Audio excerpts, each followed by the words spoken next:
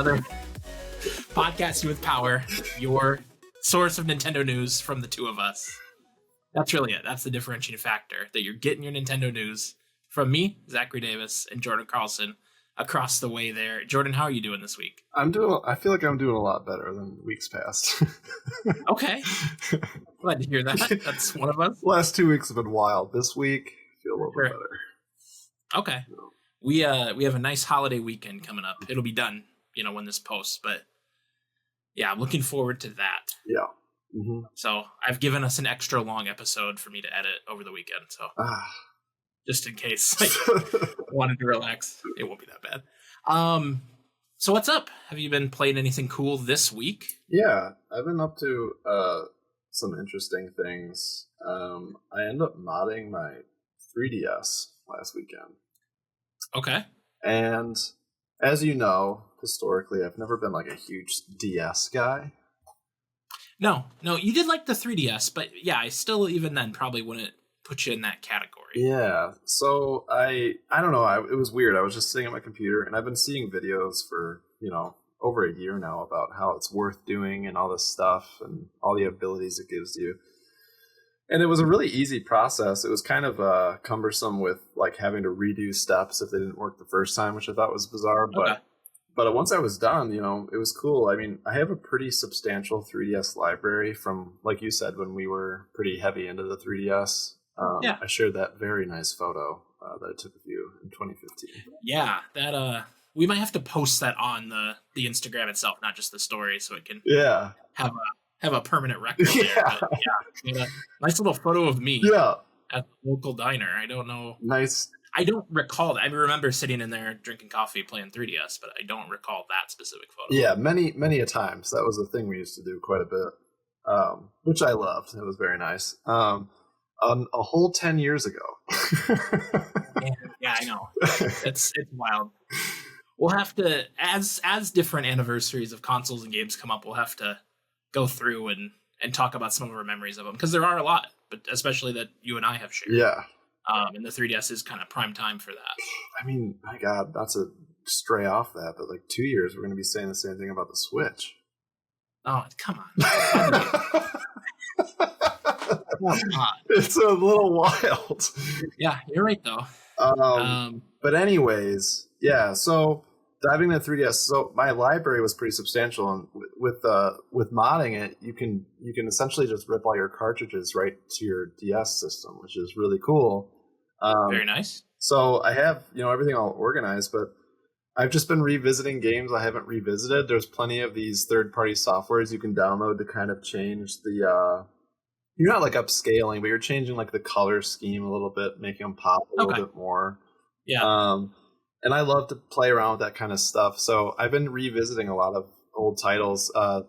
Diddy Kong Racing is one of them. That's a DS title, obviously not 3DS title, but I've been playing that a lot just because I love Diddy Kong Racing so much. And it's just been fun to kind of see the differences between the DS entry and the N64 version.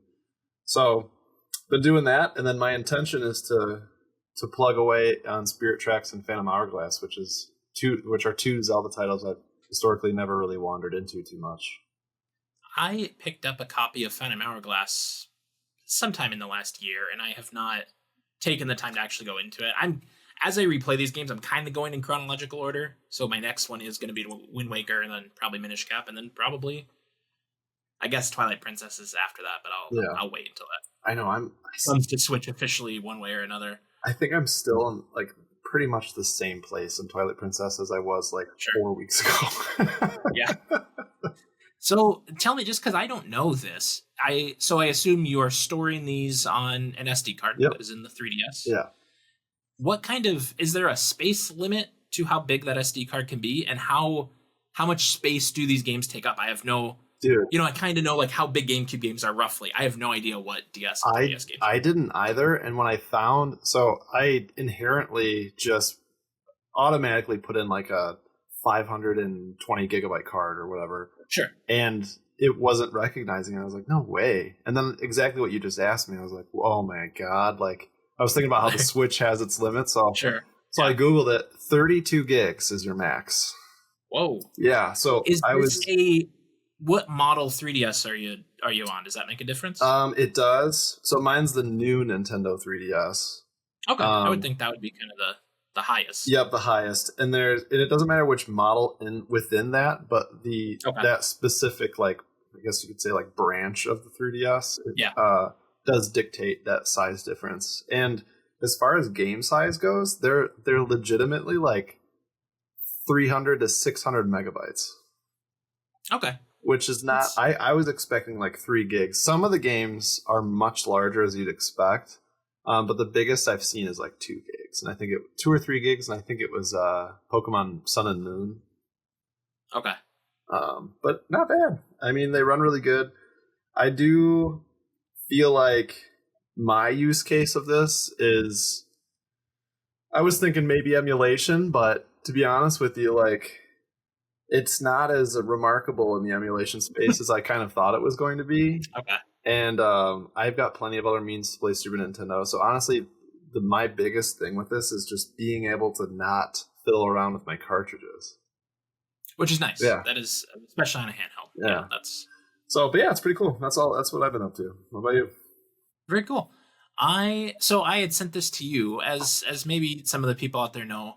Target loves, especially lately, they're putting out first-party Switch games on clearance. Your mileage may vary with that. Every time I see someone post a haul, I'll go look, and I never find anything. So I'm out the other day, and I had to go into a Target anyway. So I decided to, stroll back there, and I see a couple, Detective Pikachu returns, a bunch of shit I don't want, right? And then I see one copy of Pokemon Violet, and I pick it up, and I go, there's no tag on this. It's probably just out, and it shouldn't be. But, and again, I typically want to do this, but I go and I scan, I do the little self-scan price thing, and it says that it's not in stock, which I think is weird because I'm holding it. And then it says to see a team member for price. So I find a woman over in that section, and she goes, oh yeah, that's not supposed to be on the floor. It's a salvaged product. I'll give it to you for $9.99. And I was like, okay, I will. I've heard how janky Scarlet and Violet can be. It has the Switch 2 patch. $10 does not seem like a bad price of entry. So I have actually been, I wasn't sure if I wanted to wait until after playing ZA, but then I was thinking about it and I was like, well, I should probably try to knock it out first, right? Because I imagine ZA is going to be a little better optimized and it's going to be hard to go back to this. So I've actually been playing a lot of that this week. Okay. And yeah, the structure's interesting. I didn't realize how many different, you have kind of the typical gym route you can go, but then there's also these, what do they call them? Titan Pokemon. Yeah. There's whoever the bad team is, there's their bases. And so I'm just kind of, making my way through the map. I'm not too deep into it, but I like it. Game is janky, even on Switch 2. I know. I will say, especially the beginning. Now that I'm into it, it's smoothed out a bit. But yeah, some of the early scripted stuff in the beginning, I'm like, why are we moving like this? I hate this trend too in Pokemon where as time goes on, they keep doing more of this, where they'll talk to you, they'll do a little cutscene, and then you'll have control for 5 seconds, and you'll just walk forward, and then boom, we got to do another required dialogue thing. It's like, why wasn't this just one thing? Why do you make me think I was going to play something here? But I'm having fun with it. I started with Quaxley, the little duck. Oh, okay. Water type. What starter did you go with when you played? I'm trying to remember. It's been some time. It wasn't Quaxley. It was There's a little cat. Yep. A grass type cat. No, that's older. This is Litten's from one of the 3DS ones. Actually, so this cat is grass type, and then there's a fire type crocodile. It was a fire type crocodile. Okay. That's the thing about not playing this generation. I don't know a lot of the Pokemon's names. No. Which is funny, because the first couple of generations, I could do it in my sleep, but this one, I'm having a hard time keeping them straight. That's where I'm at. I mean, I hate calling myself a fan, and then I'm over here I don't even know. It was the fire type one, maybe? And it kind of sucks. Or you're running, you'll be doing your thing, and then one of those, I don't even know the name of it. Awful. But you're running by a tree, and one of those little web ones are hanging. Yeah. Yep. And then I you got run one of into those. it, you don't even know it's there, and you're like, what is going on? Yeah. But yeah, so I'm having fun with that. I did so my experience with Hollow Knight is I got it pretty early on when it came out, and then kind of just dipped off of it and never went back to it. I remember enjoying it, but I think I got a little lost, and then I was just playing other stuff at the time. And this would have been like 8, maybe 7 years ago. So it's been a while. And now that Silksong is a week away, it's like, well, maybe I should try to finish this game, because on paper, I should really like it. It is, and honestly, I think you could potentially really like it. It is the Metroidvania formula, but it's a little kind of like in the way that Tunic is, and I know that's not your favorite, but stick with me. I love Tunic. But kind of in the way that Tunic is, where it doesn't hold your hand. It wants you to discover how to play it, but it has like what I think you'll like is the atmosphere, the music, the art style. That is very Little Nightmares, very, very dark art coded, as you called it. I am very interested, and I wish I could tell you which one I played a little bit of. It might have been the first one, to be honest. It was some time ago now, but I do think I would like it. I'm going to have to figure out what I was playing. It might have actually honestly been the first one, just Hollow Knight, but well, currently that's the only one that's out. Silksong will be out next week, but okay, then maybe it was a little bit of that one. But I mean, I liked it. It's just it's always in the long haul. I'm never sure if I'll be able to stay for it, but like, sure, I do enjoy those games. It is fun to pop into them every so often, But I'll check it out. I'll have to check it out. But I am enjoying that. I'm a lot deeper into it than I was when I initially played it. But they're two very different vibes. Pokemon and Hollow Knight, very different moods, I guess, to play each one of those. So, yeah, before we kind of dig into things here, I did want to follow up. We had a YouTube comment back. You recall the episode we did about the video game worlds, the Nintendo worlds we'd want to live in. And so I have a comment here that asks it's a short question, but I feel like it's pretty deep. Okay. So this is from Justin C5151 on YouTube. And he writes, here's a spin. What if you could be the bad guy in the franchise you're living in? Ooh. So it's such a simple question, right? But it completely changes the game. Oh my God. Because I think we just kind of inherently took the protagonist route, or even just an NPC route. I don't know if I want to be bad necessarily. Man, first of all, what up, Justin? Thanks. I love Justin. Dude, okay. So, villain. Would you count Tom Nook? Can I break some knees for some bells? Yeah, I mean that's probably yeah. Tom Nook is absolutely a villain. Any landlord is. But so yeah, I think that's a good one. In the Pokemon world, I can't see myself like joining like a Team Rocket. No, right? No, I don't. Do you see me joining a Team Rocket? No, I get what, dude, but like not like a grunt, not like I'm out here stealing stuff. Maybe one of the scientists trying to clone somebody. Sure. Yeah, okay. That'd be fun. Yeah, that'd be cool. I can see that for you. I can see you being into the evil sciences. Yeah, but I'm not out there like grabbing people's Jigglypuffs in a sack or something. What's funny about that is crazy. Like I just picture like the SSN and their giant vacuum, and they're like, "Give us all your Pokemon!" And like they're like sucking up all the Pokeballs. Yeah. God, dude, I don't know. Would I be enticed by Team Rocket? I wonder. No. You got a cool little outfit. But the outfits are cool. Yeah, they are. I don't know, man. I don't know. Yeah, maybe not. I feel like that's the more realistic answer, though, because like I'm like, mine always goes to Zelda right away. So I'm like, could I be Ganon? I'm like, God damn, not really. But I do. We talked about how awful the Zelda world would be if often it ends up finding itself in. I think if you're the big bad, it's not so bad, right? I mean, like no, but sure, everyone's dead and the sky's dark, but like you got this big castle. You got all the power. Except like Ganon, though, in the last game. Dude, the whole Breath of the Wild, you're just under there. Well, yeah, I don't want to be that way. I'm thinking like Ocarina of Time, maybe Twilight Princess Ganon. Yeah, that would be much better. I think Wind Waker Ganon would be cool, because you're like posted up at the Forsaken Fortress. You know? Sure. And like Yeah. you got that weird wisdom kind of about you where like they bring them and you're like, set them away. Yeah, just hanging out in your robe.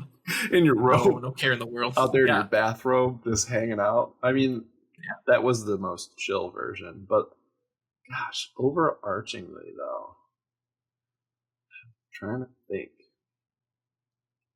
That's a big one.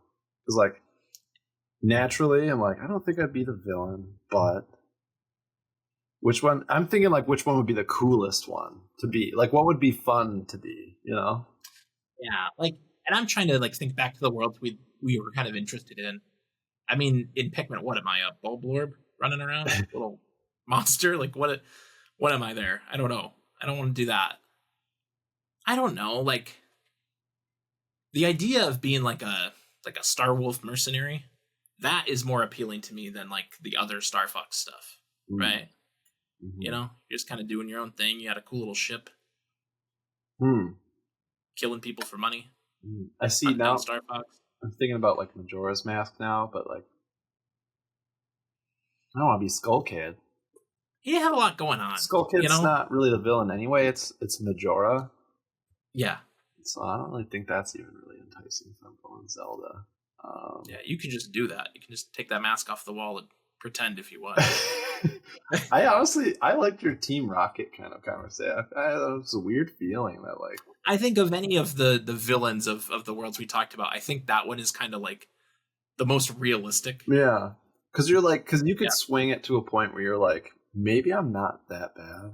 Like maybe you got this angle that you're like, we're doing good here. Definitely. I mean, they do, I think, kind of believe that a little bit. Yeah. And they're a big organization, so you don't necessarily have to be on the ground stealing Pokemon. No. If you want to be like an accountant for Team Rocket, you can do that. Where are we spending our evil money? Exactly. Like you're evil, but like you're not in it. No, Giovanni. I mean, that's great. Sure. I'm seeing like I'm thinking like something like that. Like I'm in the nice suits. I'm in the he runs a gym. You know. Yeah. I'm not Jesse and James and no, the random people showing up at like the houses that are broken into, and they're like, everything's fine, keep going. Like, right. I don't know. But yeah, that was a great question, and I meant to include it last episode, but didn't realize until immediately after we were done. So, thank you, Justin, for that question. The other thing I wanted to talk about right off the top here, there is a Blockbuster sale going on the eShop until September 10th. And I took a glance at some of these titles here. The one that really caught my eye is that Tony Hawk's Pro Skater 3+4 seems to be like the first sale digitally that I've seen for this. It's 25% off, not bad. I know we were both pretty glowing on that one, but there's a lot of good stuff here. A lot of stuff we've talked about, the Mario and Rabbids games. The sequel seems to be the lowest I've seen it at $10. Okay. But other stuff like Dragon Ball FighterZ is on here. I might pick it up on Switch. I might. I mean, that's the place for that one, I think. Plays super well. Yeah. Ooh, Dragon Ball Z villain. Oh. Sorry. Well, that's a whole nother bugaboo. But other games on sale here that of note: Tunic, Super Meat Boy. Just look at the list. Take a look at the list, and you'll see stuff that we have talked about on this podcast. That is my recommendation to you. But I will say Pac-Man World, the first one, is on there, and it's like $6 or something crazy. So I might have to. I know we talked about Pac-Man World too. I might have to dive into this one. That's a juicy one. Is it? I don't know. We'll find out. Full of content. I will report back if I do that. But let's knock out this housekeeping. Get into the show, all right? Okay. Podcasting with Power is an independent podcast made by the two of us, and your support goes a long way. You can watch PWP on YouTube and Spotify, or listen on Apple, Spotify, or wherever else you get your podcasts. Wherever you are, we really appreciate it if you'd follow, like, comment on, or review the show. You can also keep up with us on Instagram, TikTok, Blue Sky, and more at Pod with Power. We post show updates, clips, and anything else we think you might find interesting. So check that out and help support the show. In Nintendo news this week, Jordan, I've got 5 stories for you. Okay. It's a beefy week. There's a lot going on. Yeah. So let's dive right in. And this one's going to be a big one. Story number 1. Nintendo reportedly, quote, almost discouraging Switch 2 development as studios told to launch games on Switch 1 and rely on backwards compatibility instead. This is by Tom Phillips at IGN. A fresh report has detailed the difficulties faced by some developers keen to launch games for Switch 2, but who remain unable to do so due to a lack of Nintendo support. According to Digital Foundry, Nintendo is still restricting its supply of Switch 2 development hardware and instead telling some studios to launch their titles as Switch 1 games that can be played via backwards compatibility. This has sparked frustration among a number of developers, including at least one major AAA studio, unable to launch a Switch 2 native version of their game. AAA studio, that's crazy. While hardware is given to some indie creators, including the team behind a campfire simulator, one of Jordan's favorites. Quote, there's been a lot of talk about this lately that Nintendo seems to be almost discouraging Switch 2 development to some degree, Digital Foundry's John Linneman said during the team's most recent podcast. Quote, I've spoken with plenty of developers where they were told that their game, they should just ship it on Switch 1 and rely on backwards compatibility. There are a lot of developers that are unable to get Switch 2 dev kits, Linneman continued. We talked to a lot of devs at Gamescom this year, and so many of them said the same things. They want to ship on Switch 2. They would love to do Switch 2 versions. They can't get the hardware. It's really difficult right now. So, and the article goes on. I'll make sure there's a link to this if you want to do some reading for yourself. But yeah, this is a crazy thing that we're seeing. And we've talked a little bit about how I think at least I expected kind of a rush of Switch 2 versions of existing games in these first couple of months, and that doesn't seem to be happening. Now I say that, and of course, right before this broke, I saw that High on Life has a Switch 2 version that came out today with a free upgrade if you have the Switch game. Awesome. But I want more of that. I've played High on Life. I don't need to do that again. I might do it again. Yeah, maybe. I do have another YouTube comment that is kind of relevant to this that I was going to bring up anyway, but it's very relevant to this story. So this is from Anthony Davis 5826 on YouTube. He says, Unicorn Overlord and Hollow Knight are both very much in need of Switch 2 upgrades. This is in relation to our topic last week about Switch 2 versions. I would really prefer to play both of these games on Switch 2 in handheld mode, but the performance is so far below that of a PS5 that I have to stick to playing them on there instead. At the very least, they should be running at 4K. Giving Hollow Knight an upgrade alongside the release of Silksong seems like a no-brainer. I will say in the case of Hollow Knight, Team Cherry is very small, and they are obviously about to push a new game out the door, so I think they're probably pretty busy. But I'm with you. Why are more games that have these versions that are running on PS5 and Series X and PC at a much higher, spec, why are we not getting these upgrades? And it turns out they're not getting the hardware. What do you think's going on here? I think this is honestly wild, and I don't want to say like fully expected, but like this is such a Nintendo thing to happen. It's so weird. Like it is weird because I feel like I could be totally wrong by this, and I feel like you'll know the factual truth, but I feel like this hasn't really happened before. They were pushing these things out, dev kits, in the past. Yeah, most manufacturers do it, and I would think Nintendo, typically, when they launch a new platform, they want you developing for that new platform, I would think. Well, yeah, because I mean, like, it's not like it's taking any work from you. You know what I mean? Like, people like you and definitely like me are looking for these upgrades. Like Tunic, for instance, if that was a game, or maybe a bad example, but like anything that has any kind of visual fidelity, if they're like, hey, we want to make a Switch 2 version, I'm in it. I like that. I want that. Sure. Well, like we brought up Dragon Ball FighterZ, which has PS5 and Series X versions. There's no reason that we couldn't get a Switch 2 version. I'm sure Bandai Namco would love to do that. Yeah. They made a point to upgrade all those Dragon Ball games for those platforms as they came out. There's no way they don't want to do that here. And yeah, it's such an odd thing. You're right. It's not a ton more work on their part. I assume there's, some support they have to do and things like that. Do you think it's like a financial thing? Well, in some ways I do. I was going to kind of wait to bring this point up, but they obviously are still selling Switch 1. And they raised the price of the Switch 1 recently, which kind of tells me they intend to keep selling it, at least for a while. And I don't know. I think they're maybe worried that developers will leave that behind, and they don't want that. They don't want you just putting your game on Switch 2. They want both. But I think in the same way we're talking about the PS5 and Series X, like we've seen that even up to now, 5 years into those consoles' life cycles, a lot of games are still coming out with a version for PS4, with a version for Xbox One, if they can do it. If they can't, they skip it, but you're still seeing a lot of those. And the Switch has one of the biggest install bases ever. Like, there's no way, if you're putting out a game that can run on Switch, that you won't put it out on Switch. Right. It just won't happen, right? So that's a weird one. I think Nintendo is also very weird about secrecy, right? And I could understand before the console was shown off earlier this year, maybe keeping that close to the chest. Obviously, some third parties, some indies have gotten these things early. But yeah, why aren't they going out now that the console's been shown off, now that it's out? And let's be honest, the Switch 2 is not... There wasn't much to keep secret. Yeah, right? Right. It wasn't the Switch 1, right? It wasn't the Wii, it wasn't the DS. Like, these are things that are new ideas that, yeah, maybe you want to keep under wraps. The Switch 2 is very much... I know there are new features and the mouse and all that stuff, but it's very much a Switch 1 with better specs. So, I don't get it. I just... No, but there has to be, like, they're so... Like you said, they don't really keep secrets very well, but they do definitely try to keep secrets. So it's like, there's got to be... Yeah.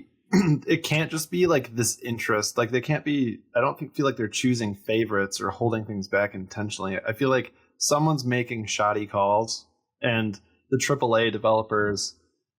I don't think they're intentionally holding it from them, but they're just kind of, like, divvying out what they have, maybe not in a very intelligent way, and people are getting kind of screwed out of it because, like, yeah, or it's a financial thing, or it's a piracy thing. I don't really know. Like, I don't really know, because, like, a piracy thing, you'd think they'd be worried more about the more of the indie developers rather than the AAAs. Like, I don't really know. So we'd see maybe a trend of that, but we don't. It's kind of all over the place. I have no idea, but I feel like there's got to be some kind of reason there. It's just something they're keeping close to the chest, and we obviously don't know. But I would love to know who the AAA studio is that they have as a source. Yeah. Like, who, obviously we're getting some games from Ubisoft. We're starting to see some, like, EA Sports games trickle out. So, like, you can account for some of them. But yeah, I'm very curious what studio they spoke to. But yeah, I hope we see them fix this very soon. I certainly don't need to replay everything on Switch with better spec, but there are certain games that I would love to, and certain games that I skipped because they didn't look like they performed very well on the Switch. Yeah. So, fingers crossed that they get cooking on that. Story number 2. Switch 2 sales in the US are outpacing the original console by 75%. This is by Ollie Reynolds at Nintendo Life. We knew that the Switch 2 had gotten off to a pretty strong start, but according to recent numbers from Circana's Matt Piscatella, Nintendo's new console is doing remarkably well in the US. In a post on Blue Sky, Piscatella confirmed that the Switch 2 sales have now surpassed 2 million in the United States. Not only that, but the console is currently outpacing the original Switch by 75%. At kind of the same point in its lifespan. So, yeah, Switch 2 is doing well. There's not a ton to talk about in the story. It's wild to think that. That's unbelievable to me. We're in a fairly different economy than we were in 2017. Yeah.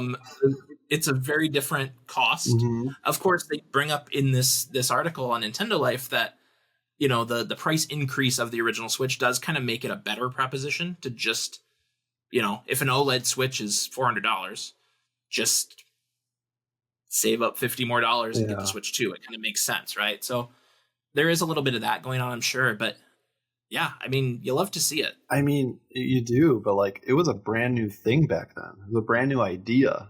That's true, yeah. And now, like you just said in the last story, we pretty much just have I'm not going to say slightly, but we have an upgraded Switch as a Switch 2. Like, I don't know, a brand new idea. I don't know, the Switch was wild at launch. Like, And I mean, Yeah. we were stoked out of our minds because of what it was. And to think that the successor is doing almost better or just as well or whatever. Oh my God, dude, that's just nuts. That's crazy. Yeah. I mean, they definitely got stock issues under control this time. Yeah. Remember how hard it was to get a Switch 1. Doesn't seem to be nearly as hard this time around, which I think does contribute quite a bit to it. But yeah, I mean, build that install base, because the sooner they do that, honestly, the sooner they can leave Switch 1 behind. Story number 3. Nintendo subsidiary Warpstar Incorporated has been renamed to Nintendo Stars Incorporated. This is Ollie Reynolds at Nintendo Life. Nintendo has announced that it's renaming its subsidiary company Warpstar Incorporated to Nintendo Stars Incorporated following its consolidation earlier this year. Warpstar Inc., founded on July 31st of 2001, had previously been a joint venture between Nintendo and HAL Laboratory to oversee the Kirby franchise, expanding it to other mediums such as the Kirby Right Back Atcha anime series back in 2001. As for its function going forward, Nintendo Stars will be responsible for the ancillary use business tied to films that feature Nintendo intellectual property. In simpler words, it'll focus on the expansion of movie adaptations into other ventures such as events, merchandise, licensing, that sort of thing. We know, of course, that Nintendo has 2 upcoming movie projects in the works, the 2026 sequel to the Super Mario Bros. Movie and the 2027 live-action adaptation of The Legend of Zelda. The company recently provided a first glimpse of the cast for the Zelda movie. Continues. Nintendo Stars will also continue its work in the expansion of the Kirby franchise into other mediums. This is interesting, and we're gonna, I think, talk a little bit about this later in the show. But yeah, Nintendo is taking this company that really just, because Kirby's an interesting one. I've noticed this recently, that you see a lot of Kirby merchandise in ways that you don't see other franchises. I see a lot of Kirby blind boxes. I see, they have a Kirby cafe. There's a lot going on with Kirby. And this feels like they're kind of acknowledging they need to do that with everything. Yeah. That, and I don't think the timing is a coincidence either. Do you see kind of an influx of merch coming our way? For Kirby? For any of these. For any now of this? that Yeah. They have this focus on everything. I mean, legitimately, I would love to see some cool, high-quality Zelda stuff. I mean, we'll jump into this a little bit more soon, but I have seen a ton more of everything, quality things, and I mean, yeah. Yes, I've seen a ton more merch, but I mean, like, you're right, there are specific ones I feel like they isolate, because the blind box thing, I mean, I worked at GameStop for a little while at one point in my life, and so I remember seeing, you always have that little shelf with all the, I would say, junk on it, that it's just random knickknacks, and Kirby was always a huge piece of that. You always find strange Game Boy Zelda title merch too. Okay. But yeah, no, there's always there's a ton of it, but as of late, much more. Yeah. Yeah, it'll be nice to see that kind of trickle out as those franchises kind of become more mainstream with the movies and things like that. Yeah. Story number 4. This is just a fun one. I like throwing a fun story, and I've decided. I liked the Wind Waker thing last week, the boat, and now we're doing this one. PSA, the Crocs Animal Crossing collection arrives today. This is by Jim Norman at Nintendo Life. The day has finally arrived. After being revealed last month, Crocs has today launched its new Animal Crossing collection of clogs and gibbets on its North American site. For Croc heads like this writer, this is a cause for celebration. You see, the collection looks awesome. I don't know about that. The standard clog is available in both adult and kid sizes and will set you back $84.99 US, or $54.99 depending on adult or kid, I assume. For that hefty price, you get a pair of green platform clogs decorated with iconic trees from the series. On the main body, a sea pattern on the sole and a sky pattern on the strap. The clogs also include some exclusive gibbet charms featuring Timmy and Tommy, Tom Nook, KK Slider, Isabelle, a bell bag, and a tiny house. The house is big. It really sticks out. I don't know if you're looking at the photos, and I'll have them. And it's big. Yeah, I'll have them in the video for our video audience here. Yeah, the house is insane. For those who just want to customize a pair on their own, the collection also contains several different gibbet options, with individual pins featuring Marshall, Rosie, and Bunny available for $4.99. or the creator/collector bundles for $19.99. Yeah, so we'll have those on the screen for you to look at. Just an interesting, again, talking about different kinds of merch. I am going to take a stab in the dark here and say that you are not a Crocs guy. No, I'm not. Okay. But Amanda's mom had gifted us some some Crocs with the fur inside. Oh, interesting. And they were basically our take the dogs outside shoes. Okay. So I'll slip those bad boys on when I walk out in the backyard. Very nice. Do they ever leave the radius of my backyard? No, they don't. Okay. The gibbets, though, it's funny. So Amanda's a big fan of her Crocs. She rips those things around the house. All right, around the house outside. Okay. Is she wearing them elsewhere, or no, also keeping them? Very strict as well as to what should be worn in public and not. Which we're not judging, just not her personal preference. Yeah. And her mom will gift us gibbets. So I'll see I have a bunch of Mario gibbets. Okay, cool. I've never bought any myself. I don't think I'll be indulging in the Animal Crossing release. I was looking at it though just to kind of see. Here's another thing about the gibbets though, man. My dogs eat the fuck out of those things. I would imagine that's probably an issue, right? Yeah, it's bad. They will eat them. We'll come home and we're missing gibbets. We'll be like, oh, Bowser's gone. There goes Mario. And some of them are kind of cool, But this house, if I come home with this house house is gone. Give it 24 hours. Absolutely. These I will say these do look very high quality. Yeah. I'm liking how they look. I think they picked a good selection of characters for this. I don't know. I'm also not a Crocsman. Crocsman. And I do not have a pair. Collie does have a pair. And occasionally, I've put them on to take the trash out or something like that, right? Yeah, these will not sell me on Crocs. Comfy, I will not get any gibbets. You admit it? But what was that? You admit they're comfy? I do not think they're comfy. You don't? Actually. Are you sure it's because you're wearing hers, not yours? They're not the right size. Well, I'm sure that is part of it. Yeah, the difference in the sizes of our feet are vast. Wait, you just squeeze in it? You just hot dog into these things? I don't know. I could maybe get my own pair with these, but I'm gonna level with you. It's not gonna happen. Okay. All right, let's do story number 5. We're flying through these today, man. Oh yeah. Oh. Which is good because, like I said, there was a lot. So these are just a couple of review roundups of some games that by the time you listen to this will be out. And I'll be honest, they're games I'm interested in. So that's why I'm talking about them. Right. First up, we got Shinobi Act of Vengeance sitting at an 88 on OpenCritic, getting some great reviews. You're seeing lots of 9s for this one, which is always cool. Little blurb here from IGN. Tristan Ogilvy gave it an 8 out of 10. Shinobi Art of Vengeance is a genuinely engaging 2D action platformer that's beautiful to behold and even better to play. Love hearing that. George Foster at The Gamer gave it a 5 out of 5. Shinobi Art of Vengeance is a home run on the first pitch. It's one of the most gorgeous, creative, and satisfying games of 2025 and has effortlessly clawed its way to becoming my front runner for Game of the Year. That is a glowing recommendation. I'm a little bummed with the timing of this game because I'm very interested in it. I've been talking about it now for several weeks, and it's I've got too many irons in the fire, too many things I'm looking to play. I think coming off of Ninja Gaiden and now playing Hollow Knight and planning to play Silksong, I think I need to give this one a little bit of time, So I will not be picking it up this week, I don't think. Okay.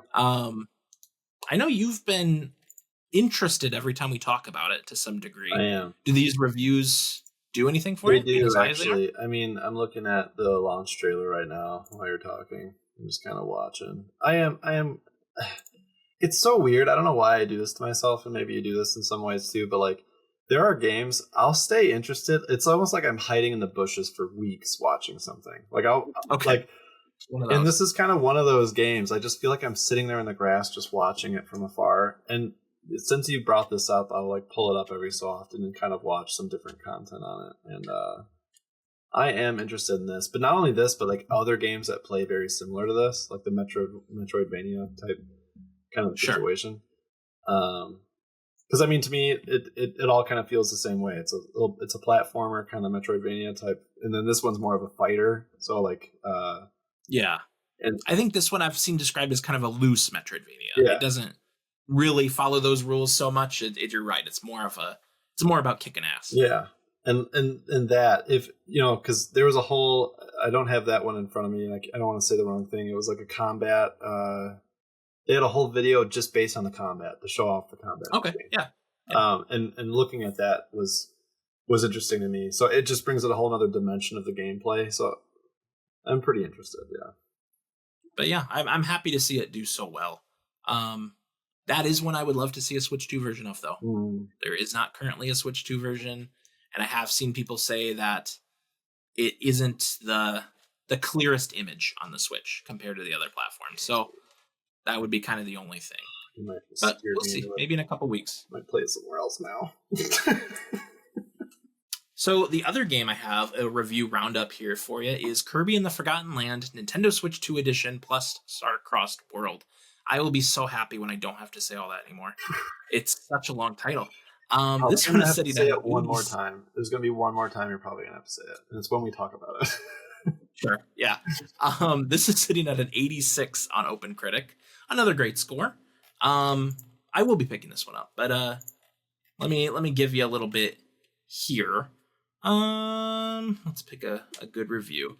This is Jade King at The Gamer, who gave it 4 out of 5 stars. I can see Nintendo making these lush revivals a common occurrence on its new platform, and after Forgotten Land, that would not be a bad thing. And that kind of seems to be the consensus, that this just makes an already good game better. I certainly haven't really seen any negatives about what this game adds to Forgotten Land. And yeah, I think I will be picking up this and playing it probably tonight after the show and over the long weekend. Yep. Are you... I don't know if I've asked you this. Do you have any plan to go back to Forgotten Land? I do, 100%. I actually will be picking this up tonight as well. So nice. Yeah, okay. Yeah, we'll both be playing this one. We'll have to at least do maybe a mini review of it. Yeah. We don't have to spend a full episode on it, but yeah, maybe we'll talk about it next week. But I'm excited. It looks good. That's kind of all I had to say about it. I just wanted the people to know that it seems to be a quality product. And then the last thing, I want to do some out this week, and it is a stacked week. There is a little something for everybody here. Coming out across 2 days.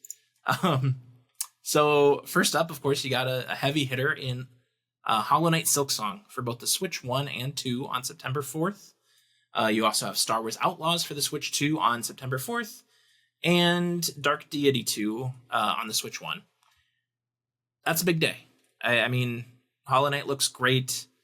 I still would recommend, Star Wars Outlaws to people. We've talked a little bit about that. Hopefully it performs pretty well on the Switch 2. I haven't seen too much about that yet. But then the next day, on September 5th, we have 5 big games. We got Daemon Ex Machina, Titanic Scion for the Switch 2. We've seen a little bit of this in different events. We have Chronos: The New Dawn for Switch 2, which is one you have expressed some interest in. NBA 2K26 for Switch 1 and 2. Shootin' Order for the Switch 1, and Everybody's Golf Hot Shots for the Switch 1, which honestly is a franchise I thought Sony owned. But it turns out they do not, because Patapon came out for the Switch earlier this year, and now this as well. So, yeah, a lot of cool stuff this week. Like I said, there is, for basically any kind of gamer, there is a game for you this week. Do you see yourself, I guess, Chronos, like I said, you've expressed some interest in. Any of these other games catch your eye? Honestly, so Hollow Knight, Star Wars Outlaws, and probably Chronos for the 3. Okay. More than likely for me. Yeah. I did just look at Everybody Golf Hot Shots, and I don't know why I think these games are fun, though. Yeah, Everybody's Golf on the PS4 was great. That was a very fun game. I think they're interesting. So I think, who knows, maybe I'll check that out. All right, let's move into our topic of the show this week. So this is kind of a weird curveball pitch that I threw at you this week. I thought, I'm I'm trying to come up with topical topics, but also, just trying to have some fun with things, maybe get a little abstract. And I was thinking about the release of Hello Mario, which, as I've pointed out, not really for us. It's an app, I think, for children. There are blocks. That's great. But not really for us. But it got me thinking that Nintendo has, we think of Nintendo as a video game company, and obviously they are, but there is so much more to it. Mm. And so I kind of wanted to talk to you about the Nintendo outside of video games. Mm. Nintendo's origin, as many people do know, they started in 1989 making playing cards, Hanafuna cards, and in the decades following that, made other card sets and toys, and until they finally kind of landed on this arcade machine production thing, and now the video game giant we know them to be. And I think that's cool because you still see the toy side of Nintendo in things like the Wii motion controls, the DS touch controls. Amiibo obviously are very toy-esque for obvious reasons. Alarmo, now Hello Mario. Do you just kind of surface level, like outside of video games, like what is the thing that comes to mind? If I took all the Nintendo video games out of your brain and I said Nintendo to you, like what would you think of? Not video games. I'm gonna not say Nintendo Power either because it's advertising their games. Sure. But it is physical media, so like I think of that. I do think of that. Yeah. This day and age, though, I think of honestly just the toys we see nowadays, and then some of the older collectible things. Like they had these old wax cards that you could collect of Nintendo characters back in the day. So not quite like their origin story playing cards, but like the wax cards that they used to sell. Yeah, that's cool. So like I'll think of stuff like that, and I mean, I'm a sucker for that stuff. I love that stuff. Yeah. Honestly, like in general, I love seeing, and I was holding back a little bit when we were getting into it a little bit earlier for like their toys and things like that, and seeing more products come out because we have been seeing a ton. Yeah. And it's just because there's never been so much of it until I would say maybe in the last, I feel like maybe the last 10 to 15 years, we've seen a lot more toys. And and obviously 15 years, that's a long time, but it's ramped up so much with Super Mario. I mean, I remember you and I looking at them, but I mean, and I have some here even, but like just seeing those in the toy aisles, like it makes me so happy to see a physical like toy or little representation of a character that I love from a game. So like I'm always really drawn to this type of stuff or this type of merch. I mean, like that giant Link up there. I was gonna say, obviously you have no shortage of Nintendo collectibles, but that Link is very high quality. I've seen it firsthand, and I'll put a picture up. And it's hard to find now. Like you spend $100 on that now. I spent $40 maybe, $30, and it's like. I remember seeing that, and even at that time, I remember, I'm pretty sure you were with me when I bought that. I think so. And I remember seeing it and being like, wow, that's not something you see all the time, Right. And then being really interested in it. But nowadays, though, like we were saying, you do see more of it. And I'm just happy that they're kind of branching out in that way.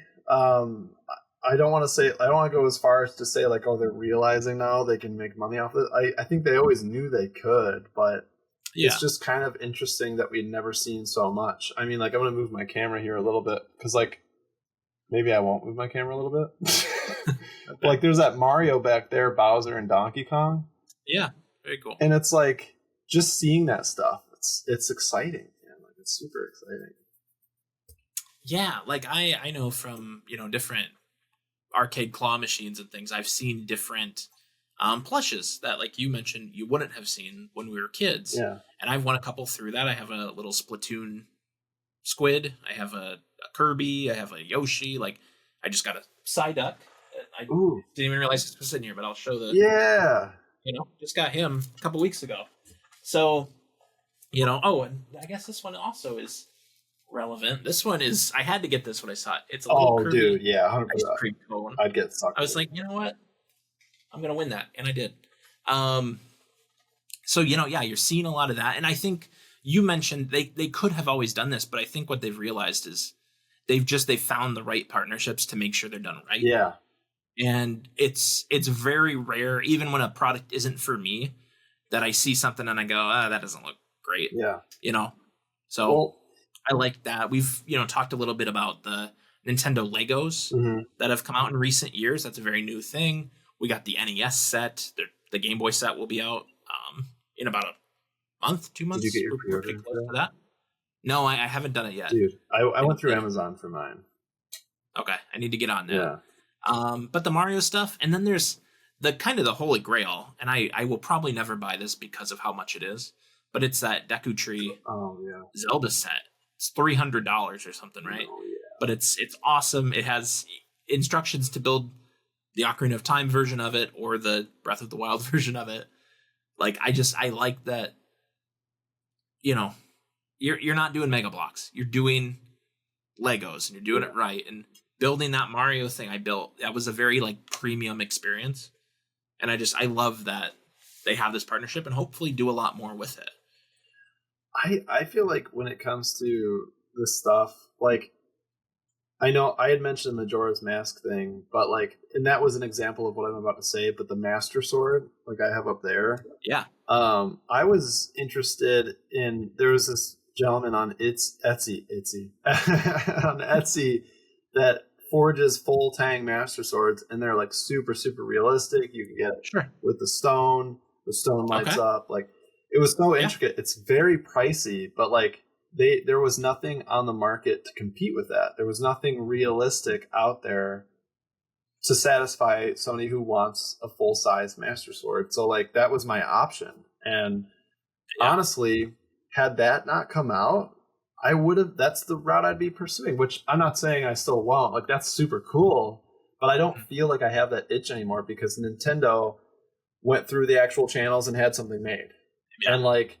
And I mean, honestly, like, yeah, it's plastic, but it's gorgeous. And it is like 1-to-1, all the details. Like, there's no, because I feel like even that Etsy product, like, I'm sure, I mean, they look super quality. I'm not bashing anything. Yeah, but people make great stuff. Yeah, I know. But I'd find it and I'd be like, I don't know if that's like perfect. You know what I mean? Sure. So it's just, it's great to have those options. I'm just glad they're doing it. So I have a thing here in the dock that I don't know if I'll grab because I don't, that'll look crazy. But I don't think the camera will focus very well on them. So maybe I'll take some pictures and put them in the podcast. But I have these, and I have never seen these anywhere else on the internet, in a, at a flea market, anywhere. They are Matchbox cars, but they are from like around the time of Mario Kart 64, because they're those renders of the characters. And I have 5 of them. There's, I have Mario, Peach, Donkey Kong, Yoshi, and Bowser. Can you try to show one? They're all different vehicles. What was that? Can you try to show one? Yeah. I'd love to see. I think I know what you're talking about, but I have them in a little thing here, so we can get that out. So here is Mario. Oh yeah. Yeah. That's super cool. And I'll take photos of the other ones. Like the Bowser one is kind of like a Hummer sort of deal. Yeah. The Donkey Kong one is a pickup truck. Like, they're very cool, and I've never seen them anywhere else. And it's like one of those weird treasures that I have, Yeah. Yeah, dude. From the 90s. No, that's super cool. And I think those are like the coolest things, man. Like, those older pieces, because like nowadays, like we're saying, they're all over the place. Like, you can find Hot Wheels, Nintendo stuff. Yeah.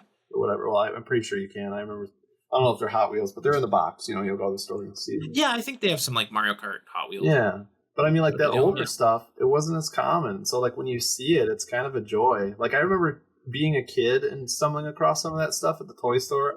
I still have in probably one of my boxes an action figure of Link I had found when I was a kid, and I was so excited because you never saw it anywhere. No. No, not at all. We kind of mentioned the blind box thing. I've seen a lot of Kirby stuff, and now that I grab that, now I'm just gonna start grabbing stuff. I recently found these. I don't know how well this is gonna show up, but these are some like Pikmin blind boxes. That is awesome. And they come in these cool little jars, which are, kind of appropriate for the product here. Yeah. Don't want that to fall. And then here's the other one I got. This one kind of more recent. Oh, see, that's super rad. Gucci. Yeah. So they got a bunch of those, a couple different sets. And now, of course, I need them all because they're very cool. Yeah. And you put them together, so it, so that's very fun. But yeah, I would love to see, as far as I know, I've never come across any sort of Zelda blind box or anything like that. But I think something like that could be very fun. I have a quick show and tell. Okay. This is what I was talking about with those wax cards. This one I had got at a convention, so it's graded. But oh, very nice. This is one of those wax cards. There it goes. Yeah. Mirrored, but wax pack has link on the front. Pack of Topps cards. Yeah. I saw that. I've never come across those. Those are really cool. I was like, man, oh man, that is so cool. Back in a time where you couldn't really find stuff like this, like a little piece of history that I feel like I get to like hold for myself and like preserve, I love that we love this. I know. And like there's so much here now I'm thinking about it too. I'm like, you have Zelda tattoos. You have, you're right? Like, yeah, like not exactly an official Nintendo product there, but like clearly it has had some influence outside of video games for you. Yeah.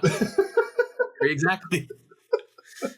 Yeah, I don't think we've ever talked about those on the podcast. No, but yeah, I'm sure people have noticed Master Sword here and there. Right on the face. Right on the dome. Right. So you did mention Nintendo Power, and I have this kind of listed here as the things they've gone into in print, right? So obviously they had a whole ass magazine. Mm-hmm.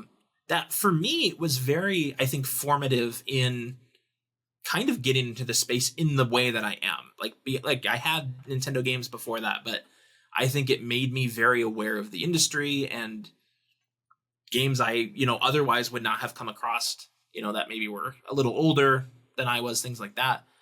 And I love that exists. It bums me out that it doesn't exist. I understand the economics of it and all that, but yeah, like Nintendo Power is every time I see one at a shop, I have to look at it. Yeah. Even if it's one I've seen before. Mm-hmm. Like I have to go through and see every issue they have. I want to check the condition. Like even if I have no intention of buying it, I just want to, see how they are. Yeah. And you have a couple, so we can see one in your shot there. Do you have more? Yeah. You have a couple more than that, right? Yeah, so my whole wall over here behind my computer, I have a bunch framed along. And to be honest with you, I just kind of isolated the frames that I like the most. Sure. I'll share a picture. I'll you know what we could do? I think this would be fun. Maybe I'll share a couple of photos of some of my favorite Nintendo things. Sure, absolutely. And, yeah, we could do that. Kind of share some of the little collectible things we've got here, sort of. But yeah. Lots of Nintendo Powers. I've looked through all of them. I actually got really lucky with these because I might have been with you. I feel like this was at Dixieland Flea Market, Michigan. Okay. We had gone. I swear you were there. Probably. We usually were. Yeah. And there's this gentleman outside who had a bunch of boxes, and he had so many of them. He was like, "I'll sell you." This was back in 2011 or something. He was like, I'll sell you the whole box for like $30. I was like, yeah, easy. And lucky me, he took really good care of them, so they're all in really good shape. That's great. Yeah. Is it something you actively collect, or have you kind of stuck with that batch there? I do actively collect. I've added to it since then, but because I acquired so many in one batch, I honestly have a lot of them. But there's years and years of these things, so of course I don't have all of them, but like I have a lot of the ones that I feel like you see circulating around most often. Okay. So I don't stumble upon one I don't have that often. I did come across 2 issue number 1s pretty recently. Maybe I'll have to tell you about that off the show. Pretty close by. At a place we've actually been to before as well. And they had a bunch of issues, but yeah, they had one was in better condition than the other, but yeah, very cool. Other Nintendo print things, like they've dabbled in a lot of different like manga and comics over the years. Yeah. Do you have any of that? Like I have the Ocarina of Time like bundled manga, you know what I'm talking about, with like the green cover, and they've done them for other Zelda series that they've done. Yes. I think those are very cool. I have a lot of them. Okay. So I'm looking at, I have the same bundles you have, the Ocarina of Time. I'm looking at Oracles of Ages and Seasons, Majora's Mask, but I also have the whole Twilight Princess. Yeah, so that one isn't, that's not a consolidated thing, right? That's like separate. Right. And it is awesome. Like, it's so fun to read through it. I almost don't even want to spoil some of the things you learn in it, because it would ruin it if you decide to read it. But you learn background of that game that isn't explained in the games. So, like, that's really cool. It's really, really cool. And obviously the art's extremely fun. But that's another one I got lucky on, because at one of the Barnes and Nobles I was at, they just had a bulk of them. And I was like, no kidding. So for maybe a year, I was searching for like 3 ones that were missing. And I ended up finding, it took a while to find those missing ones. But I ended up getting them all. And I knew, because I knew myself well enough that if I started reading it and I didn't have them all, it would really bother me a lot. Yeah. So I waited till I had all of them, and then I cranked through those things. It was awesome. Stuff like that is very cool. I remember, the Pokemon had a manga. Yes. And I never had any of those. And I think about collecting, some of the first couple series of those every now and then. But I remember being in like a CVS or something with, maybe my grandma, my parents, I don't know who I was with. But I remember picking one of those up, and it was the same kind of thing where it's like, this is something familiar to me, but it is so different. And there's story here that I didn't have in the games. And I remember thinking that was so cool at the time. Well, you know what really gets me? I'm gonna do it. Okay. Yeah. What really gets me, and I know it's gonna get you, so I'm sorry to do this to you. I didn't grab the first one because it's further on my shelf. What got me about the Pokemon mangas is that they went with that original art. Yeah, and that's awesome. And so when I saw that, I was in, because I love that like old. It's I guess you'd say like watercolory type situation. Yeah. So they sold me on that super fast, but I only have 3 of them. I have the first 3. Okay. But I'd like to have them all. They're just so big.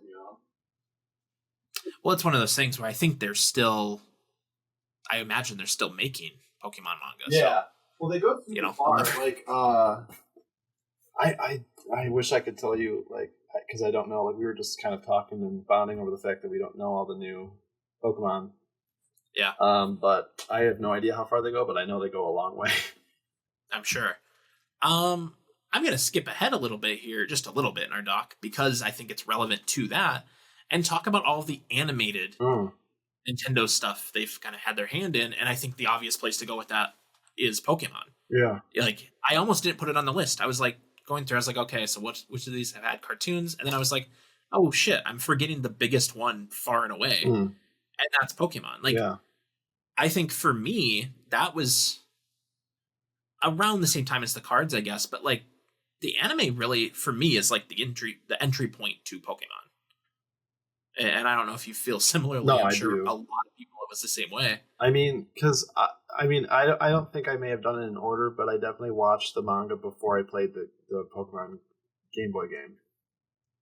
Yeah, I think so too. I think the show for me definitely came first. Yeah. And I mean, it was a big deal. I definitely grew up watching anime and stuff. My sisters were really huge into it, so they got me into it. And Pokemon was probably the one that I was invested in at a younger age first. Makes sense. Did you wake up at 7 a.m. every morning? 6:50? Went out there? When I could, yeah. And I remember it would be on, like, just in time for me to come home from school, whatever grade that was, first or second grade. So I do kind of recall that. Looking at some other animated shows Nintendo has done, I want to know if you remember any of these. Okay. So I'll start with this. Super Mario Super Show was part live action, part cartoon. I don't think I've ever watched that myself. I remember the guy, his name's Lou. I can't think of his last name right now.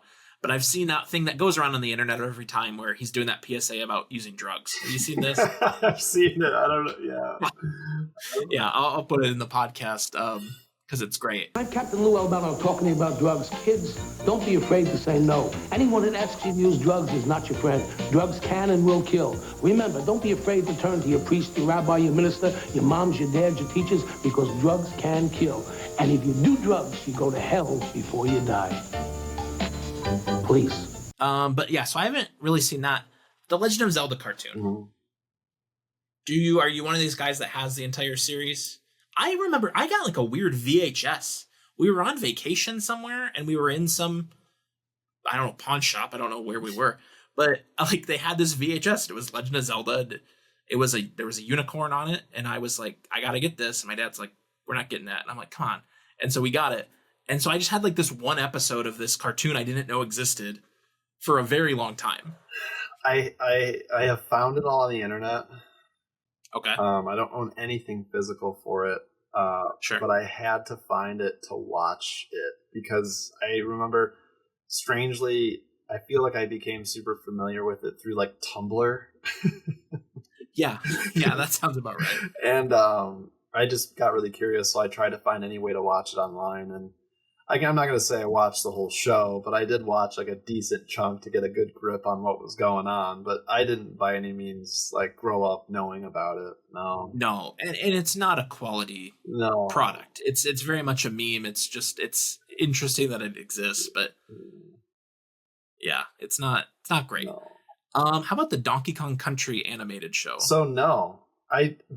The thing is I remember something about it, but I didn't watch it. I'm sure you would remember the way it looked. It was like a 3D animated, and this is probably early 2000s. I remember watching this on TV. Yeah. Like several episodes of it. It looked like they made 2 seasons of it. Again, not any good. I remember it. I just don't. Oh my god. Yeah. Yeah. That was a television program. I swear I'm not gonna fall down a rabbit hole with this, but this reminds me of that weird Toonami show reboot for some reason. Oh my god, I did not care for that show. I loved it. Anyway, we knew a kid growing up who did really like that. Anytime I'd be over at his house, he would put it on, and I hated it. Oh god. So then, go ahead. No, I don't remember this. I remember hearing that it existed, but no, this is not what I thought I remembered. No. Yeah, it was not. Also not great. And also didn't look great. I don't know if this kind of animation was. I get what they were trying to do, right? Because like Donkey Kong Country kind of had that 3D render look. Yeah. But this I don't think did it justice. No. In a world where like Toy Story was out and like and then we got this at home. Yikes. Like it very much felt like we got Donkey Kong at home. Yeah. Sort of deal. And we did. We mentioned this earlier in the Warp Star story, but Kirby Right Back at Ya.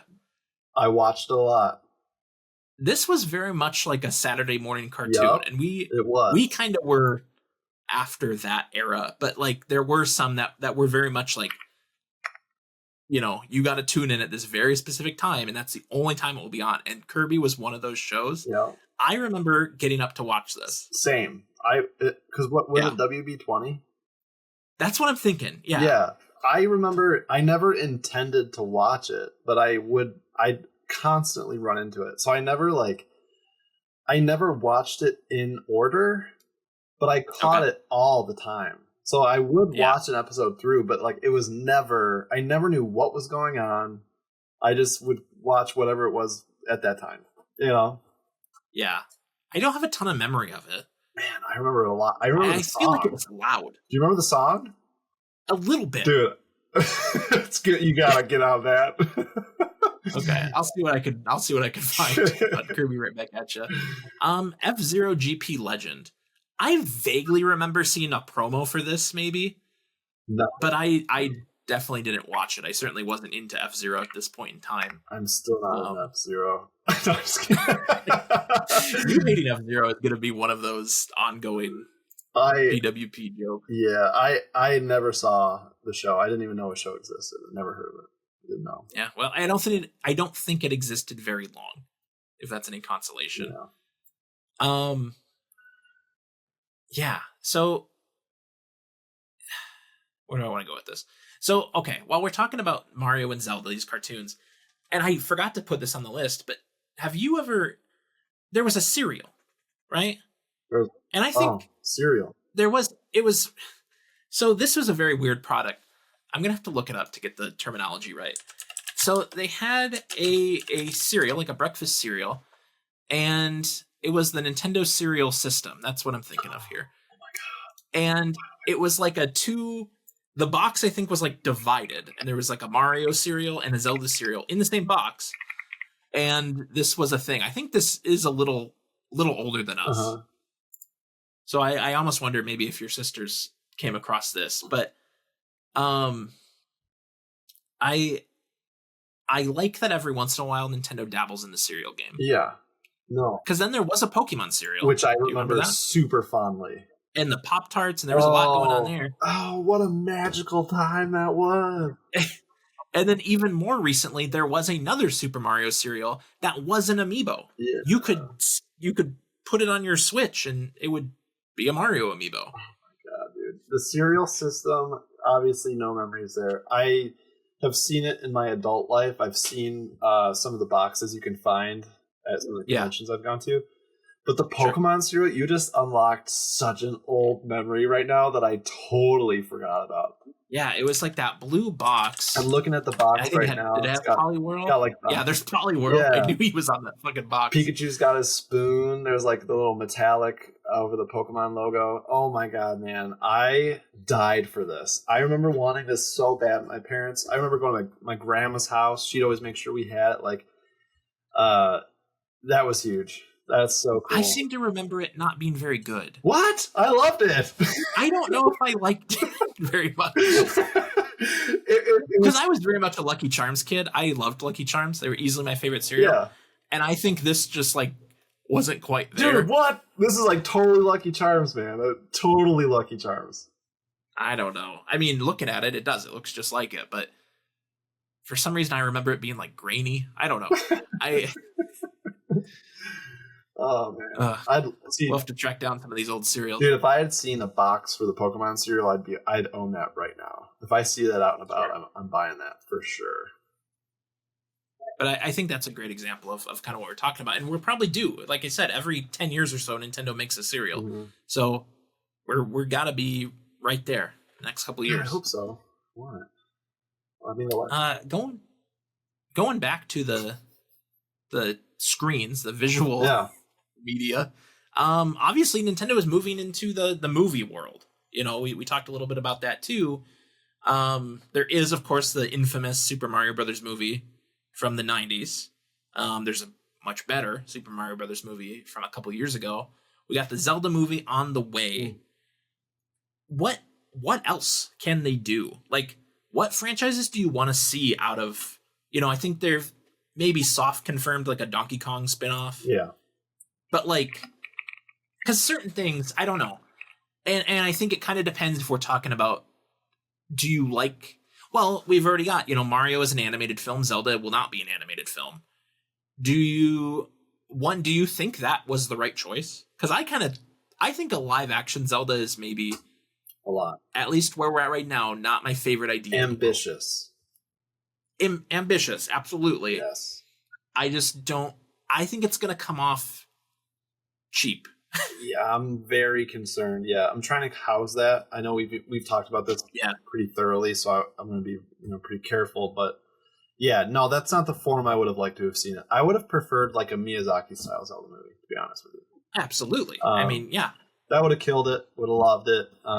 Yep. So yeah, Zelda is what it is. We're in for the ride. We'll see what happens. We will be going to the midnight premiere. Of course we will. Do you remember when the two of us and two of our friends, we walked to the movie theater to go see Dragon Ball Evolution? Do you remember this day? Yes, I do. Yeah, and do you remember how we felt? Yeah, we left. Walking out of that movie theater. We didn't even stay for the movie. Did we? I don't know. We left. I can't remember. We walked out of that bitch. It was not happening. We were like, Grandpa, Gohan! I was like, I'm fucking done. And I don't know that this will be I don't think it will be that Oh bad. God, no. I certainly, I don't know. I mean, I saw Madam Web, right? And this is a producer of Madam Web, and that that worries me. Oh God. Because I mean, I would put that in that Dragon Ball Evolution category a little bit. And I think you're right. I think they could have had such a slam dunk doing some sort of animated Zelda, not necessarily a Miyazaki sort of deal, but I think there are a lot of ways you can take that. Well, Miyamoto though is involved. Right. That's a in that big difference. That is big, because if you think about Dragon Ball Evolution, Akira Toriyama was not involved. I hope not. I don't know that, but I know that. You know what I mean? Yeah. Like, so I mean, like, yeah. That's kind of that's the lens I'm trying to keep seeing through. Okay. To be honest. And so I'm gonna have faith. When it comes to outside Zelda and Mario, which obviously Zelda being my largest scope, the other things I'd like to see, I'm thinking of like weird stuff, but before I get too weird, I feel like Metroid. I think if we're kind of talking the animated live action thing, that is one of the only ones I can see doing in live action. Yeah. Like, I mean, it is essentially Alien. Yeah. Just do an Alien style movie, right? That's Metroid. Put Samus by herself in a scary environment with, Ridley chasing her. Like, I don't know. It writes itself. It does. And there's a lot of different directions that you can go with it, And you could do an excellent animated thing. Don't get me wrong. But I think that is one of the few that I wouldn't mind seeing in live action. But I mean, going back to, I'm going to kind of draw from the well here. Like, I think a little Pikmin animated thing, and they've done shorts and things like that. Mm-hmm. But you can do, I mean, Minions is a mega successful franchise. Mm-hmm. Again, probably not for us, but you've already got them working on the Mario movie. Mm-hmm. Miyamoto loves Pikmin. Do a Pikmin thing. Yeah, I think Pikmin is another good direction to go in. And I think that's an opportunity for them to add more depth to that universe too. Yeah. Because when you think about this, I was thinking about this a little bit today. It's easy to say, no, that wouldn't be an interesting movie, but what if they expanded the universe a little bit more? Like, we were talking about Twilight Princess in the manga series. Yeah. Like, to me, it expanded it for me. So I'm just thinking, like, there is a lot of interesting things going on in Pikmin. So maybe get some more reasoning behind some of it. It could be cool. Yeah. It could be really cool. So Pikmin, it would definitely be one. I feel like... So this one isn't really weird. I know I was saying I had a weird one, which I'll get to. But, like, I know we did Super Mario. And, like, we already have a Luigi. But, like, will we ever see, like, Luigi's Mansion? Like, something with Luigi's Mansion? I could see it, right? Like, it seems like a spin-off that just makes sense. Yeah, like make it like a little horror movie. Yeah. Like a little, like, Nintendo. We get a little bit of that in the Mario movie. Yeah. But yeah, do a full thing. But I don't want them to hide every Mario thing in the Mario movie either. Like Mario Kart, absolutely. Like, fine, because it's just Mario and his friends in carts. Like, fine, that can be in the movie. But, like, if we're talking about, like, Super Mario Sunshine, don't just reference Sunshine. You know what I mean? Like, let's go to Delfino, like, Isle, and, like, let's have some of that story, or, like, have a different something happen. Because, like, that's the thing they've been doing in the Mario movies. Like Donkey Kong, I know we're going to get more Donkey Kong stuff. We've talked about this quite a bit, but it's like, I would like to see more dedicated Donkey Kong stuff where they actually do some fan service with the older country titles. And I think it looks like maybe we're going to get that. Yeah. In a similar vein, I want to see that with Yoshi, right? Like, I like having Yoshi in the Mario sequel, but do a Yoshi Island thing on its own. And that'd be so cool if they did. Yeah. And, like, what if they had, like, Baby Mario, Yeah. Like, that would be super fun. But the weird ones, when we get outside of, like, Mario and Zelda and all that stuff, like, there's other things like Mega Man. Okay. Like, let's explore Mega Man. Let's explore, like, we talk about Custom Robo. Like, that's such an interesting story too for a game. Right. Like, just other big titles, What does Custom Robo look like as a movie? Is that just Real Steel? Like, what is that? Well, Custom Robo, like, so it's been a long time since I've played the full game, but I remember being very interested in like the society of people that you're in. Like, the challenges. I remember facing a lot of very interesting side challenges between like your life inside of this or outside of this like arena, obviously, that you're collecting these parts to build this robot to do the thing. Like there's so much going on there that there could be a complex story in some kind of movie around it. You know, like they could dissect that and turn it into something, and that'd be fun. I'm with it. Yeah. Kali and I have been watching BattleBots on HBO, like old seasons of BattleBots. And I know that's a very different thing than Custom Robo, but just give me a little bit of that in the movie and I'll be happy. Yeah. You know? No, 100%. I mean, there's tons of idea of that. Nintendo things they could really like. Well, a big part of like the Mario movie's identity is having this big cast, right, of these very iconic actors and personalities. And I think if you wanted to replicate that in another Nintendo property, the one that jumps to mind is Star Fox. Oh my god. You know, like those are very distinct characters, and like maybe that would be a fun topic sometime, is that we cast a Star Fox movie. Dude, I can't believe it. We each come with the list of characters and who we think should play who. Guys, there's so many ways you could go with it. What about Splatoon? I could see it, because Splatoon, you're right. Splatoon is kind of an example of what you're talking about, right? There is a lot there, but the game doesn't explicitly tell you a whole lot of it. No. And maybe and so it would be a good way to, I think, flesh that world out a little bit. Yeah, maybe even change the games a little bit, where it's not like, I mean, the games are super fun and you kind of know what's happening. And I know that Splatoon 3 and 2 had a little bit of like a solo campaign, but it's not anything crazy. But like maybe there's a chance to introduce some kind of problem, and you can actually like make a universe out of it. It's not just like a battle royale type, cover the town, and like build it into something, and maybe it'll change the way the gameplay could be for future games. I don't know. Yeah, I would love that. I think that's a great way to use that franchise and build on that franchise. Yeah. But you stumbled upon the magic word, so now I've got to ask you, for all these Nintendo movies, do you want a connected universe, or do you want them to be kind of siloed off? Which currently it seems like Mario and Zelda, very separate things. They're different movie studios. One's animated, one's not. Do you want them to be siloed off, or do you want the Marvel thing where eventually they're all going to come together into a Smash Bros. Mega film? I'd love separate things, but I think bringing them together in an endgame type Smash Bros. Situation would be very fun. It'd be awesome to see. Yeah. But I think I just don't know should what you do with Zelda now.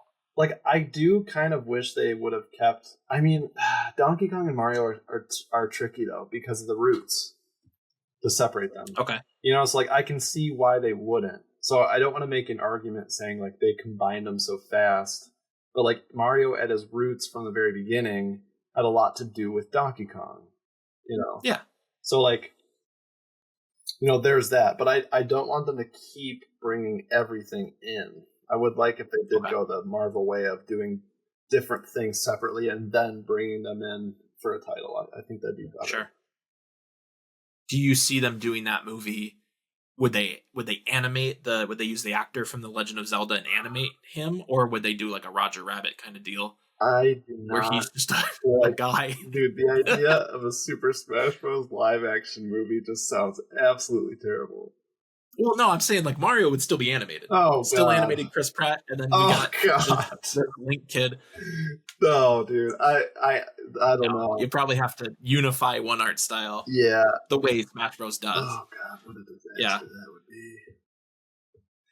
Yeah, not my favorite thing in the world, but something. So this is something that I want to talk about that we have not experienced, at least as of yet, and that is Nintendo getting into this theme park thing, because I think that is the biggest expression of them outside of video games right now.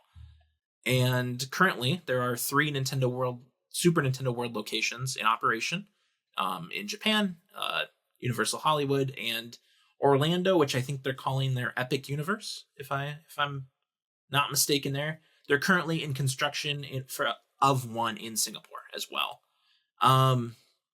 So far, Mario and Donkey Kong areas, I think we've talked, I don't know how much we've done on the podcast, but we've talked, we want to go to these things, right? Like, I want to see this firsthand. I want the cool little wristband. I want to find all the little secrets. Like, I don't care if I'm in my 30s. Like I want to go to one of these. Oh, dude, 100%. Yeah, I have all full intention on experiencing this completely. So I know there have been some rumors before of a potential Zelda area. Mm-hmm. Anuma was spotted with a hard hat at one of these, looking around. Doesn't necessarily mean that's what they're doing, but I think now we know the next, thing on the movie slate is Zelda. Mm-hmm. It kind of fits that the next land might be Zelda themed.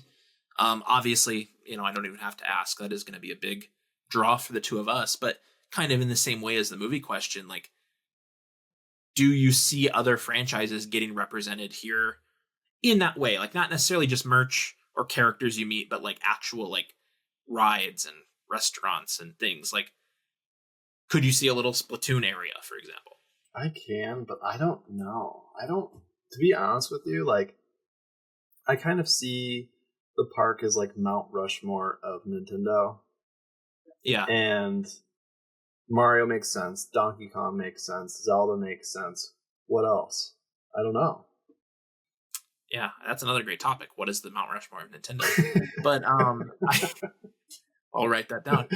But I don't know. I think a lot of times when these theme parks get big, they do have areas that are maybe a little more relaxed for older people or younger kids. And I think like an Animal Crossing village, right, is kind of that, where you can have the characters, give people something to do, but it's not a roller coaster. It's not, some crazy ride or something like that. Yeah. I think Animal Crossing makes sense. Splatoon, even, I think the obvious way is a little water park section, do something with that. Yeah. I would want to, if I just free reign unlimited money, it's like, make a F-Zero ride where I'm going 200 miles an hour. Like, I don't know. I can't let you on it, Jordan. You hate F-Zero. Sorry. Not allowed. Can't like it now that it's a roller coaster. Fake fan. Yeah. And there's a lot of this stuff that I don't think makes sense. Like, I can't imagine like a Fire Emblem area. What is that? It's a Renaissance fair. Yeah, right. Which is fine. Luigi's Mansion area. That's great. Yeah. Awesome.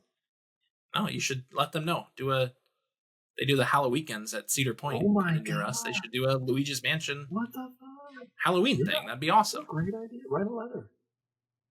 Yeah, it's your idea. I'll write the letter. We talked a couple weeks ago about the Poke Park Kanto announcement in Japan. Same kind of thing. And then I did bring up, and I think I mentioned this earlier, this Kirby Cafe that they have. It's a chain of things in Japan. And again, kind of knowing now that there is this company designed to expand Kirby into other things that now is going to touch these other Nintendo franchises. Like, are we getting a Zelda Cafe? Is that going to happen? What would it be? Telma's Cafe, Telma's Bar. I mean, that's great. There's a lot of great food in Zelda, honestly. And I don't know if this is a thing. Are Pokemon cafes a thing? Pokemon Cafe? Because that seems like an obvious. I mean, yeah, it is. Oh my god, that looks adorable. yeah, that looks great. Glad we thought of it. Oh my god, this food looks incredible. I know. Everything over there looks incredible. Yeah. Okay. Well, we can't just stare at this all episode, but yeah, I would love some of this here. Not every city doesn't need one of these, right? But they have the Nintendo store in New York. They now have one in San Francisco. Like, put a little cafe in there, right? Where's our Detroit Nintendo store, man? I don't think we're getting a Detroit Nintendo store anytime soon. I feel like Chicago's probably higher up on the list, which is doable for us. That's a reasonable drive for us. But yeah, that's true. I mean, New York's not that bad, to be honest. No. And I've been to the Nintendo store in New York. It's great. I know. Did you? I have. Have you been to that one? I did. Okay. Good. That's what I thought. I kept my bag, even. I have it still. Yeah. I wish I had. Mine's from, I think I went in 2008. Oh, man. Okay. I went last summer, actually. Okay. I got a little tiny Zelda shirt that, as you may recall, in high school, I was a very small kid. I didn't have a growth spurt until like after high school. So I had, of course, this tiny ass little shirt that immediately 2 years later was nothing. Dude, I went all out. I got the water bottle. Okay. Got a crew neck, the sweatpants, got a Mando shirt and a hat. Like I was like, because I knew we were going, so I was like, I am buying everything I want. Sure. I want to go back. I know. I want to go now that they have Amiibo there. Like I want to. There aren't too many, thankfully, that I don't have, but I'm sure I can find something.